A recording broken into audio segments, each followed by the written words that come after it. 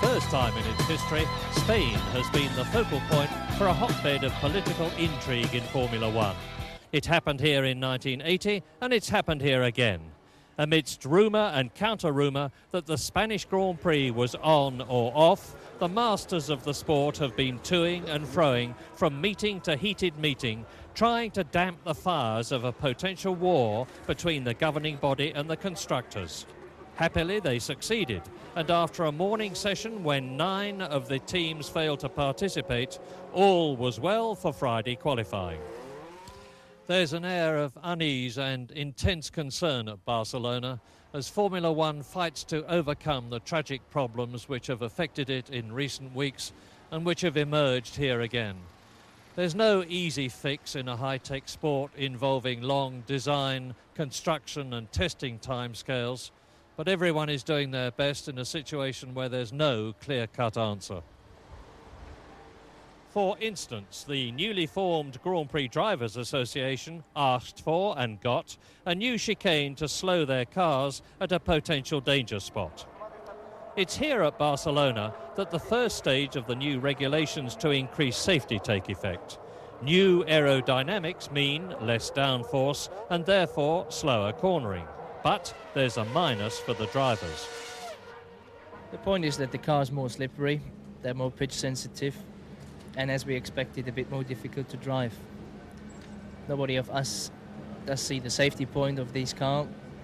I won't say now they are more unsafe, but they are not safer than they were before.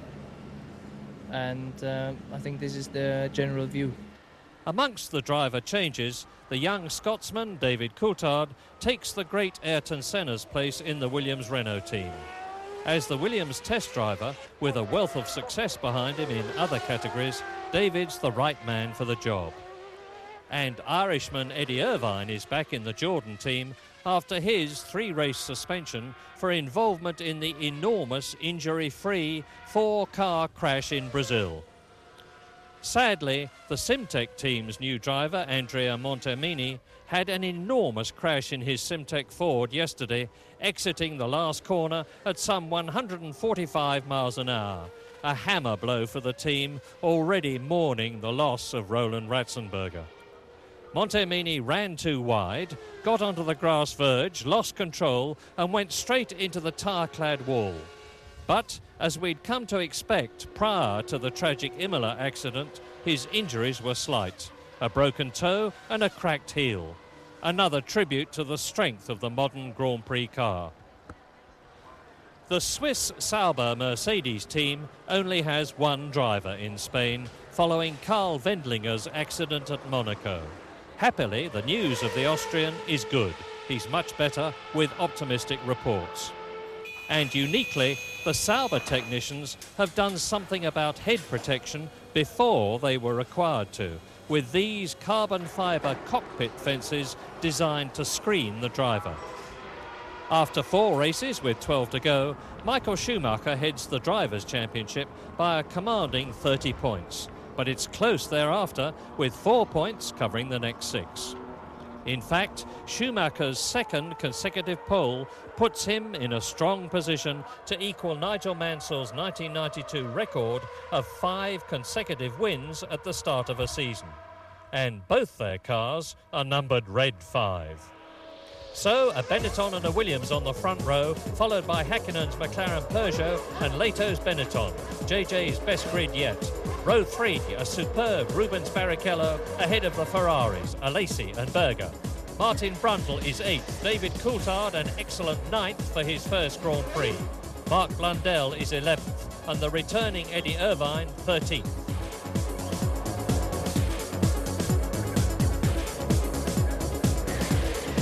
But the Lotus team are understandably unhappy, with Johnny Herbert down at 22nd, 1 place ahead of Sandro Zanardi, deputising for the injured Pedro Lamy. It's the 2 Pacific Ilmors on the back row as the 26 drivers wait for the lights. Very long hold, but a very good start by Schumacher, who gets away well. Mika Häkkinen is up there alongside Damon Hill as they go into the first right-hander. Alesi going into the pit exit. Schumacher leads. Damon Hill is in second place. No change to the grid positions as they go into the left and right. Now climbing up to the Curvone in fifth gear. There's Damon Hill. Hakkinen is in third position. That's where he started on the grid. But Alesi is up into fourth ahead of Leto, and just behind Leto, who is in fifth position, it's David Coulthard. So he's up from ninth to sixth, the young Scotsman. There he is, and he's ahead of Rubens Barrichello and Martin Brundle as they stream round the left-hander. Now they're coming up to the testing part of the course on this first lap, because remember, they've got to thread their way through that tyre chicane. It should be easier than I thought it was going to be, because they're well spread out now as Schumacher leads. Hill second, Hakkinen third, Alesi Ferrari in fourth. Into the chicane corner they are coming now, and round the left-hander. Climb, climb, climb. They're doing about 150 miles an hour here. And there is Schumacher. You can tell him from Leto by the red flashes on the front of the Benetton. And they complete the first lap. Now, we'll see whether Schumacher is going to try and break away. Of course he is. Hakkinen is right with Hill. And Coulthard is just behind JJ Leto in sixth position. So, well, that was good to see, a very clean start. That's just what Formula One needed, and no incidents whatsoever in that. That really was excellent.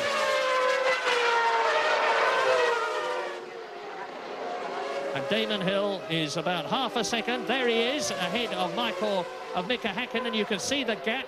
Alesi in the background is fourth. Behind him, it's still Leto in fifth position. Coulthard is sixth. Half a second behind Coulthard in seventh position. Rubens Barrichello in the Jordan. And this is Martin Brundle in eighth position, battling with Barrichello in the Jordan Hart in front of him. Yes, Brundle very much caught into a Jordan sandwich there with Barrichello in front, and Eddie Irvine, who's really done very well indeed this weekend. It's his first Grand Prix back after that three-race ban following his involvement in the Brazil accident there. And Irvine just a couple of seconds behind Brundle. Brundle battling away with Barrichello, really, as we saw at the second Grand Prix of the year in Japan.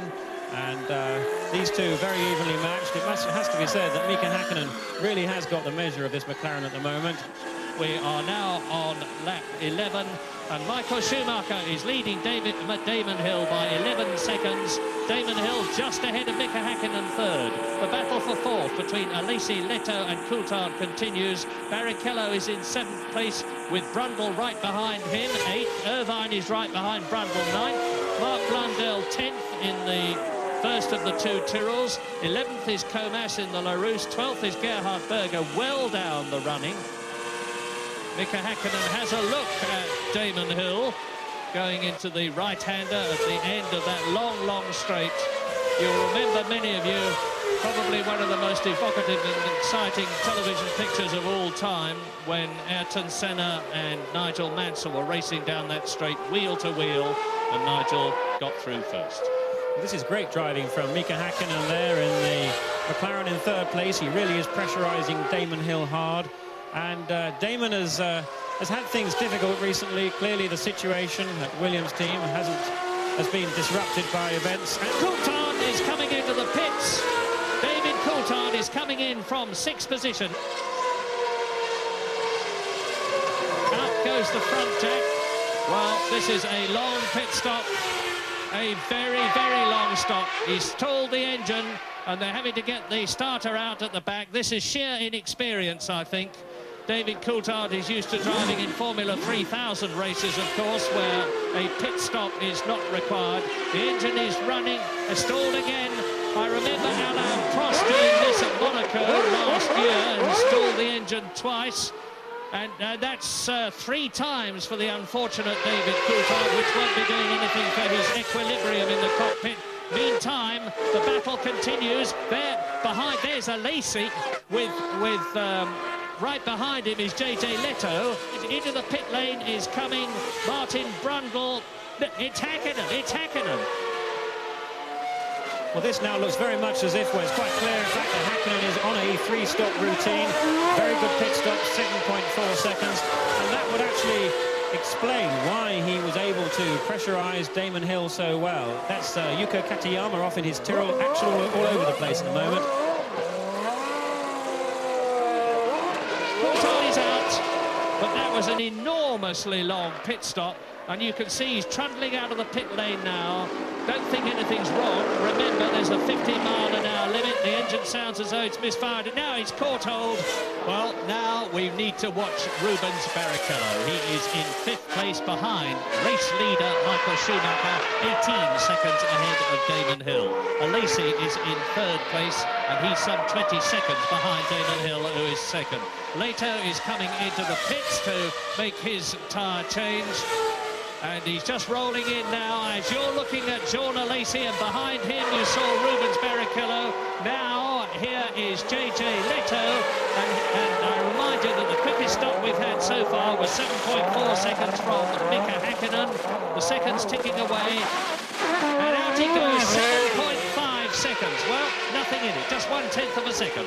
And at the same time that Alesi was stopping, there is Eddie Irvine in the Jordan car, so he's stopping too.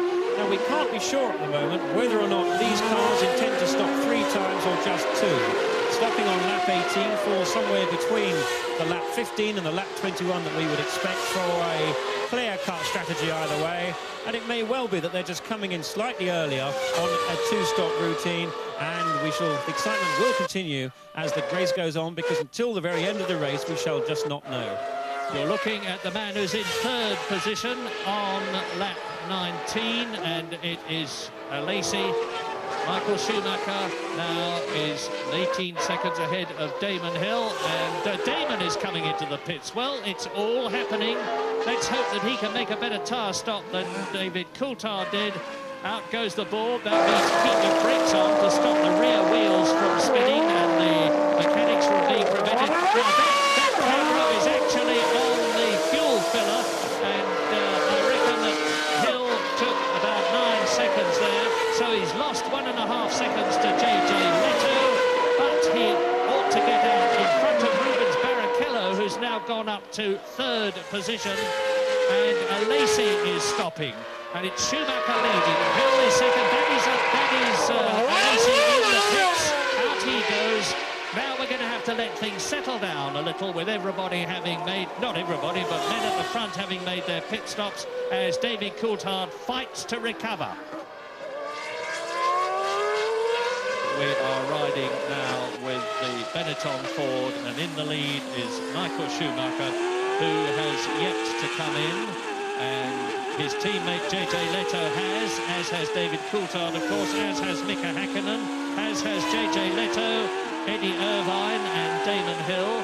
And on this, the 21st lap, Schumacher leads Barrichello, who is now up into 2nd position, the position that it's equaling his highest position, Rubens Barrichello, because he was running 2nd in the European Grand Prix at Donington in the appalling weather last year to his countryman, Ayrton Senna. You're looking at the pit lane of Benetton with Flavio Briatore and Gian Villadel-Pra, who is the team manager. And now you look at Michael Schumacher, and into the pit lane comes the race leader, Michael Schumacher. Now, he's got a 44-second lead over Rubens Barrichello. We're with him. You're seeing this long pit lane entrance I was telling you about. He can afford, and his team can afford, his mechanics can afford, his fuel filler can afford to take all the time in the world and make sure that they make no mistakes. That, for instance, the car does not drop off the jack, that the filler does not stick. And because they didn't have to worry, they made a superb stop. 7.6 seconds out at the mandatory 50 miles an hour, followed by the Lotus of Johnny Herbert. Goes Michael Schumacher, still in the lead as he accelerates away up to race speed as he joins the track. Johnny Herbert there, we can just see half in the picture in the new Lotus 109, but having said that, it doesn't appear to have made, certainly at this stage, a great deal of difference to the Lotus's rather lacklustre performance at the moment. Herbert qualifying well down and not being happy with the car. In fact, he qualified in 22nd place. And I must admit, I've never really known Johnny to be as dispirited as he was then. Barrichello also, we've just understood, has pitted too. So really the race settling down for what looks like the second third. And this looks interesting in that Herbert looks to be fighting his way past Schumacher, which seems quite extraordinary. And not to say incredible, because now the Ligier is doing the same thing. Now Michael Schumacher may be saying, and I very much doubt it, I can let them go because I've got such a terrific lead, but has he got a problem? He definitely has got a problem. I really cannot see that there is any indication to do that whatsoever. A little bit of that looks unusual. The left-hand side, there was some flames coming out of just the left bank of the engine. Let's have a look here. Now that's one of the Simtech cars. That's David Brabham spinning in the Simtech Ford. Yeah, so that is David Coulthard going past, but that is significant because if David Coulthard can pass Michael Schumacher the way he has, there is no doubt in my mind. And you can see Häkkinen now. Is it Häkkinen or is it Brundle? It's a McLaren Peugeot in the background anyway. There is David Coulthard, who's just unlapped himself from race leader Michael Schumacher. And if it's Häkkinen behind him, and I think it is, yes, it is. Mika Häkkinen is trying to take the lead and has done so. So for the first time ever, a McLaren Peugeot, as opposed to a McLaren Honda, a McLaren Ford, or a McLaren anything else, is leading a Grand Prix. And Michael Schumacher has undeniably and very obviously got a problem in the Benetton Ford. I don't know what it is, but I do remember that Eric Comas, who has a Ford V8 engine, albeit an HB, had a problem this morning. Now, looking at the trace there, we can see that Schumacher is in fifth gear the whole time. And I watch that speed drop. The revs are dropping right down. That looks exactly as if Schumacher is, in fact, stuck in fifth gear, which will account for his performance. And out of the pit lane goes the Ligier of Eric Bernard. As you can see that Schumacher is still in fifth gear. He's not pressing that gear change button at all. Clearly he knows there's nothing he can do about it, and it just might be that... That's Damon Hill. Damon Hill has gone past, and Damon Hill is now up into second place in the Williams Renault. Just look at the way he's pulling away. As Jonathan says, if Schumacher is stuck in fifth gear, he's pulling far too high a gear, obviously. He won't be able to keep the engine revs up, the speed goes down, but he must be satisfied with the other characteristics of the car because he's just soldiering on in the hope of getting points. But we watch Mika Häkkinen, and he is on lap 26. Well, he's on lap 27 now because he's just completed it. I'm waiting for Damon Hill to go through, see what the gap is. It was 3.5 seconds, and Häkkinen has increased it. It's now 4.7. There goes Damon. Third is Schumacher. Fourth is Leto. Fifth is Alesi. Sixth is Brundle. Eddie Irvine is coming into the picture with his teammate Barrichello behind him. And Christian Fittipaldi, as Martin Brundle has a look at Alesi, who holds the inside line, tries to make Brundle drive round the outside. Martin tries to satisfy him, but of course he won't get round there. And coming into the pits is the McLaren of Mika Häkkinen. Now, so here is race leader Häkkinen. He was only 7 seconds ahead of Damon Hill, so I'm watching out for the Williams Renault now to see. He's gone through. Damon Hill is leading in Spain. Michael Schumacher now goes through, so he's up into second place with that dodgy gearbox or whatever the problem is in the Benetton Ford.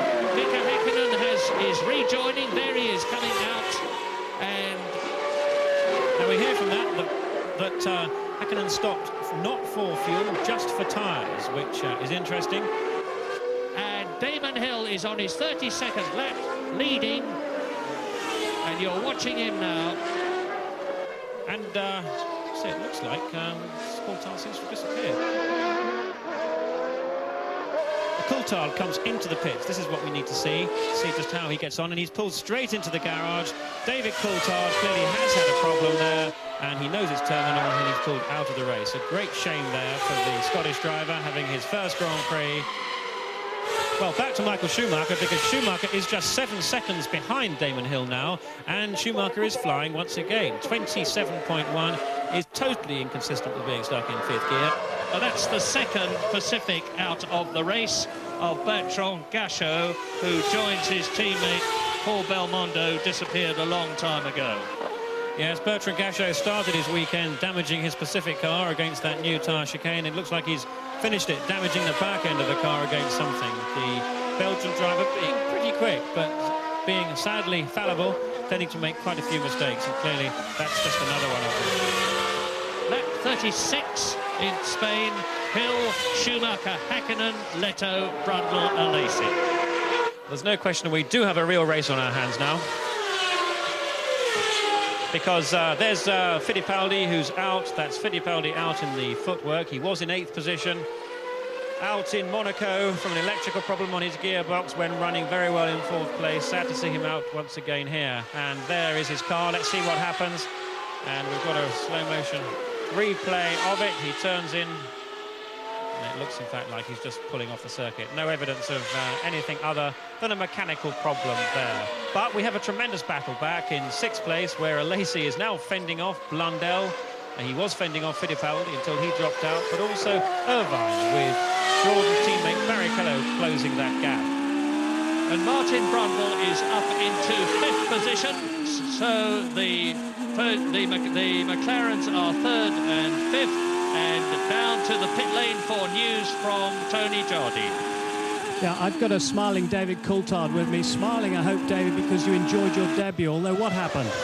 Yeah, I was really enjoying myself out there because obviously I made a very good start and I was able to run the point straight away. I felt very comfortable behind Leto and I knew I was making an early pit stop. But we had an electrical problem which started to affect me from lap 3, and when we made the pit stop the engine stalled and it was very difficult to keep the RPM up. And then it just got worse the more laps we were doing. And I had a long conversation with my engineer, David Brown, to decide whether we should keep going or not. And for the safety reasons, we decided to stop. So I only made half distance. Only half distance, but how do you feel physically after your first Grand Prix? I feel quite warm, and my right foot was going to sleep a little bit. But I think that's normal because your right foot's working very hard. You're either on the throttle or on the brake. But apart from that, I was feeling pretty good. And it was a comfortable pace.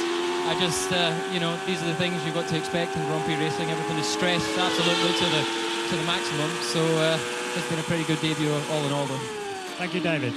And this is the battle that you're seeing with Alesi in 6th position ahead of Eddie Irvine, the man from Clonmel in Northern Ireland, who finished 6th in his first Grand Prix in Japan last year, driving for Jordan. And he's really giving Jordan Alesi's Ferrari a hard time. In fact, it looks to me as though he's going past. He has, because Alesi has gone into the pits. You just saw him peel off there, looking backwards. And so now, Eddie Irvine in the Jordan Hart is in the points in 6th position on his return to Grand Prix racing, having been out of the Grand Prix at Monaco, San Marino and the Pacific Grand Prix at Aida. You heard me say that Alesi had gone into the pits. There is the proof, and it's an 8.5 second pit stop for the Ferrari, which goes out. They've got limiters on them now to make sure one way or another that they don't do more than 50 miles an hour. But Damon Hill's now been able to extend his lead. He's some 11 seconds ahead of Michael Schumacher. So clearly Michael Schumacher's car is not in perfect trim. He does have some kind of problem. It would be logical to assume that still rests with the gearbox. Quite what we don't know, although having said that, he's just put in a 26.3, which is within a second or so of his fastest ever lap. So it seems to be that he might have an erratic problem, which is quite consistent with an electrical problem. Sometimes it works properly for him, other times it leaves him jammed in a gear. No doubt we shall hear ultimately at the end of the race. It's a hot afternoon and a very tiring race. Hill leading, Schumacher 2nd, Häkkinen 3rd, Leto 4th, Brundle in 5th position, Eddie Irvine 6th, his teammate Barrichello 7th. It looks as though by the end of the race, both the Jordans could be in the top 6. And what we don't know at the moment is whether or not Brundle and Hill are going to stop twice in this race or 3 times. Now, if they were going to stop twice, I think it probably would have had, 3 times. I think we would have seen the second stop by now. But both of them I would still expect on a 2-stop strategy to be stopping within the next 5 laps. So we should expect a stop from them very soon, I think. And into the pits comes JJ Leto from 4th position and looking pretty leisurely about it. He just came, well, it struck me for one moment that he was coming in because of the car language, if you like. as into the pits comes Martin Brundle. Now, he was 5th, Leto was 4th. There's Leto getting out ahead of Martin Brundle, who's just come in behind him. So there won't be any change in their relative positions. Out goes the McLaren of Brundle. Leto has already gone out. Irvine has gone through. Into the pits comes Damon Hill. Now, this is the race leader. He's only 8 seconds ahead of Michael Schumacher. It could well be that Schumacher has taken the lead. He's just gone through and has retaken the lead as into the pits for another set of tyres comes Damon Hill. And Schumacher's strategy of staying out and soldiering on is paying off. Well, we do here. Now, there's Jordan. Looks like he's got an engine problem. I think the smoke out of the back of that car. That's the Jordan, I think, of Barrichello. I think it's Barrichello from the colour of that helmet. Sad end there. Barrichello being very impressive in qualifying. And yes, indeed, it is Barrichello because Eddie Irvine has just come into the pits. And Mika Häkkinen in the McLaren. He's seemingly got no problems. Into the pits comes Häkkinen. And this could mean that Damon Hill will move back into second position, and Schumacher is coming into the pits as well. He's right behind Mika Häkkinen. So first and second are coming into the pits. Don't worry, I'm looking out for Damon Hill. I'm watching very carefully indeed.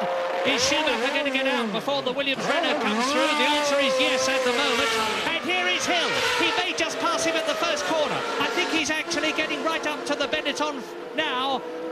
But he's having to go slow, and I'm pretty sure, I can't see from the box here that first corner, but I'm pretty sure that Damon Hill is now back in the lead, ahead of Michael Schumacher, with Häkkinen right up in the running too. And we're on lap 46. There is Damon Hill. We're on lap 46 in this 65-lap Spanish Grand Prix, and I think the closing stages of it are going to be really terrific. So, provisionally, and I have to wait until he completes the lap, you're looking at the race leader in the sole Williams Renault, Damon Hill. Of course, don't forget, Damon Hill himself needs to make another pit stop yet. Now, watching Schumacher leave the pits then, he certainly, as far as I could tell, did not leave it in first gear. He gave it a lot of revs, and the car lurched a bit as he moved away. So I think he's got some kind of gearbox problem, but I still feel that it's very hard to believe that he's actually stuck in 5th gear. Right, there is Schumacher. Look for Häkkinen. Oh, there he is. There is Mika Häkkinen. That's the gap between 2nd and 3rd. Leto is 4th. Brundle is 5th. Blundell is in 6th position. 7th is Alesi. Right behind him is Irvine, 8th. 9th is Martini. Irvine has not been lapped. Everybody else has. So Damon Hill has lapped everybody up to 8th place man Eddie Irvine, and Mika Häkkinen has got his sights set on 2nd place man Schumacher. Mika Häkkinen from Helsinki in his 38th Grand Prix. He's never finished higher than 3rd, and that was the San Marino Grand Prix this year, although he was 3rd in Portugal last year as well. And he's aiming to improve that situation by taking 2nd place from Michael Schumacher, and he won't do it! He won't do it, because it looks to me as though his engine has well and truly blown in vision. Out of the Spanish Grand Prix goes 3rd place man Mika Häkkinen. That will promote to 3rd position JJ Leto. It will promote Martin Brundle to 5th position, and I would hazard a guess that the Peugeot engine, which has been often overheating in the past, may have done so again. Yes, I think you're absolutely right, Murray. Clearly an engine blow-up there for Mika Häkkinen. We know that in the races so far, the car has been running very hot. It's hotter than ever. It's the hottest race of the season here in Spain. So the environment is certainly consistent with that car overheating. And after 48 laps of it, it's obviously finally expired. Well, this looks like being Benetton's finest hour for a long, long time, with JJ Leto up to 3rd position. We haven't seen all that much of him in the race. We're actually watching a more relaxed Michael Schumacher now, because if he could see Mika Häkkinen in his mirrors before, he certainly can't see him now. And just in case anybody's wondering, things do look better than some of you might think for Damon Hill, because that's that in all of the rush of pit stops, the confusion on the track of lots of things going on, Damon Hill has in fact stopped a second time, and therefore he is now, we can reasonably expect, on a clear run to the finish. So at the moment, 7.5 seconds ahead of Schumacher, and looking in good shape, just lapping a tenth or so on average faster. Schumacher goes through to complete another lap. He's on his 54th now. 7.2 seconds behind Hill, having lapped half a second quicker than the Williams Renault. So Michael Schumacher is still racing at potentially race-winning pace. If he can keep this up, we're in car now. Listen to the engine.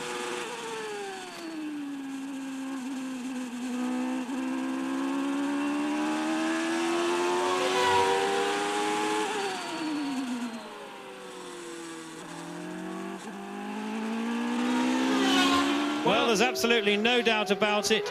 That was Schumacher, and he was not changing gear. That means that being stuck in 5th gear is, I'm sure, absolutely correct. I take back all I said, all the doubts, but it merely serves to give even greater credit to that entire package. To be able to drive as he is, in 2nd place, virtually challenging for the lead, is absolutely outstanding. Yes, I am struck dumb in admiration of the German, because it's an incredible performance. And this is David Brabham. Is he losing it in the Simtech? No, we weren't looking at that. We were looking at this. And it's JJ Leto. JJ Leto retiring the Benetton. So it is not to be Benetton's finest hour for a long time. They've got one car left in the race. And that looks like Martin Brundle. That surely must be Martin Brundle. And it looks like he's driven off the circuit, and it'd be very difficult to conclude anything other than, as we suspected. Let's have a look here. There we are, a copybook performance, and indeed, and the backs are light. Now that means that there's some oil that's caught alight there. Oil caught alight, the back of the car well on fire as he pulls off, and he'll want to be very quick to get out of that, although he may well not know that the back end was alight. With the retirement of Martin Brundle, Mark Blundell is in the points for the first time in a Tyrrell Yamaha. And it's going to be a very jubilant Tyrrell team indeed. It's been a long time since a Tyrrell has been on the rostrum, and the impressive performances we've seen from Tyrrell this year. At Monaco they were looking good. Here looks to be on the verge of being translated to a firm top 3 rostrum finish, and that would be absolutely superb. But this is the man who's the man of the race. This is the man who's going to win if everything goes his way for just a little bit longer.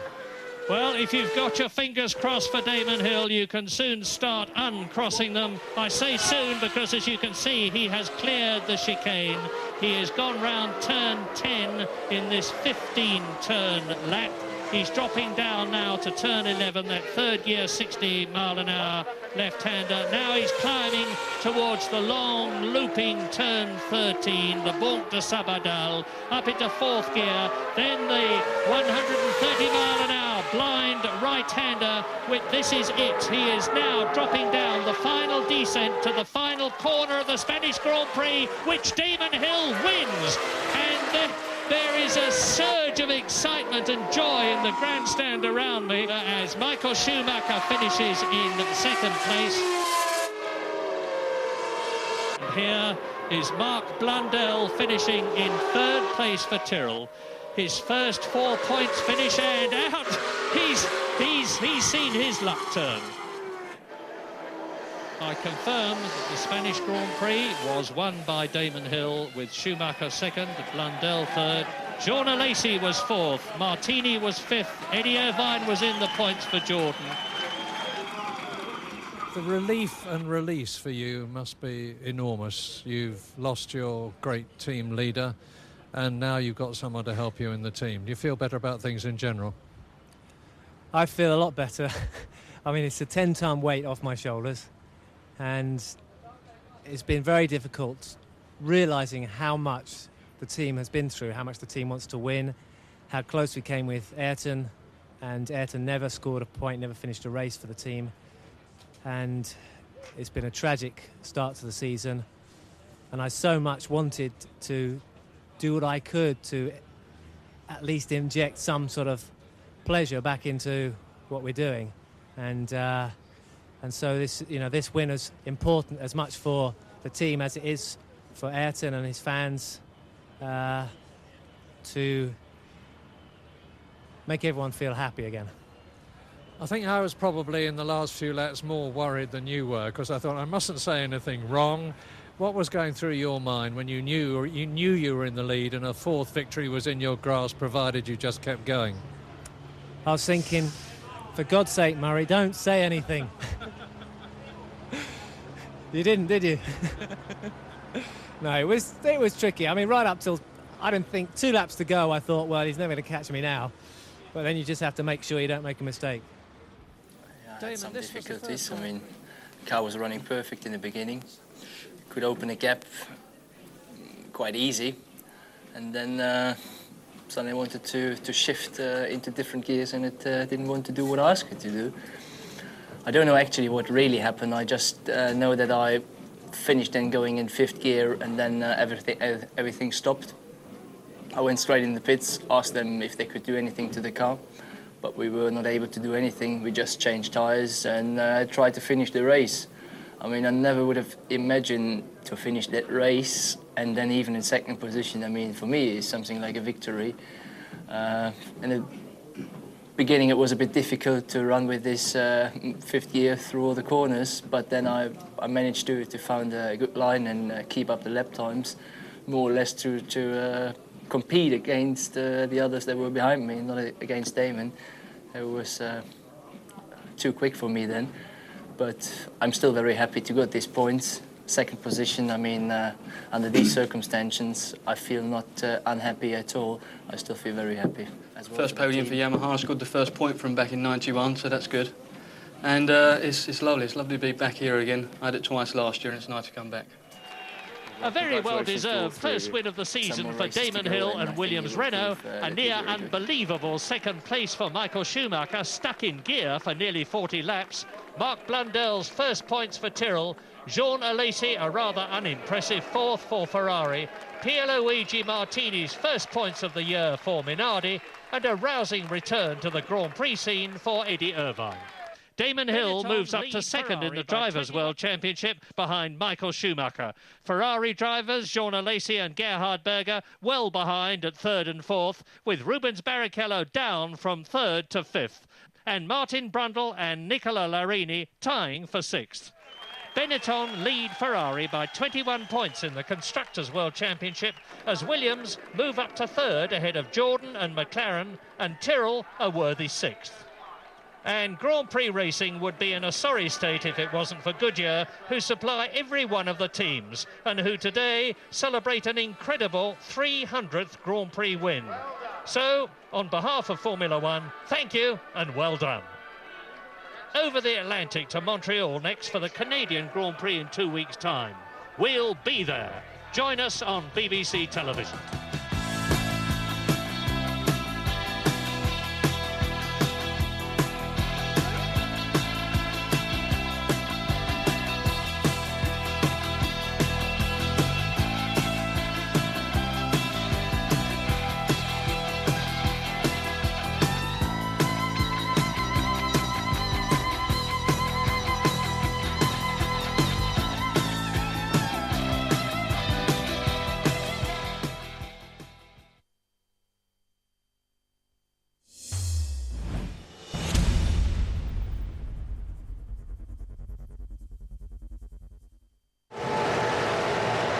We have 5 lights. We're away at Barcelona, and Alonso makes a brilliant start from Fisichella. Schumacher gets ahead of his teammate Felipe Massa, and it's as you were as they charge into the first corner. Fernando Alonso, Giancarlo Fisichella, Michael Schumacher and Felipe Massa, and so far so good with what's that, Kimi Raikkonen making a move on Felipe Massa into 5th place. Great start from the McLaren driver, but clear track ahead for Fernando Alonso as he accelerates up towards turn 4 at 180 miles an hour. Moving away from the stands, Alonso leads the procession from Fisichella, Schumacher,